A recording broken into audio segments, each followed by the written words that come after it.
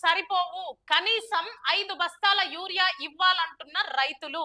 గత కొద్ది రోజులుగా చూస్తే, కొద్ది రోజులు కాదు, దాదాపు 6 నెలల నుండి రైతులు యూరియా కోసం ఎంత అవస్థలు పడుతున్నారంటే వాళ్ళ అవస్థలు చెప్పలేం అసలు.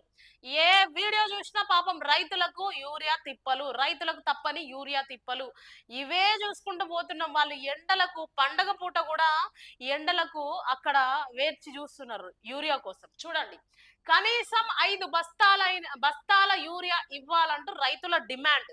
కొన్ని జిల్లాల్లో సగటున ఎకరా మొక్కజొన్నకు 10 బస్తాల వినియోగం.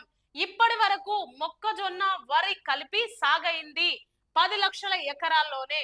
రైతులు కొన్న యూరియా 3.54 లక్షల మెట్రిక్ టన్నులు.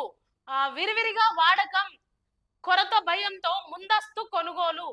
చూడండి సార్, నేను 5 ఎకరాల్లో మక్కలేసిన, అవి మొలుస్తున్నాయి, యూరియా కావాలని సొసైటీకి పోతే ఎకరానికి 3 బస్తాలే ఇస్తామంటున్నారు. ఎకరానికి ఇప్పుడు 5 బస్తాలు కావాలి, అవి పెరిగినాక మళ్ళా 5 బస్తాలు కావాలి.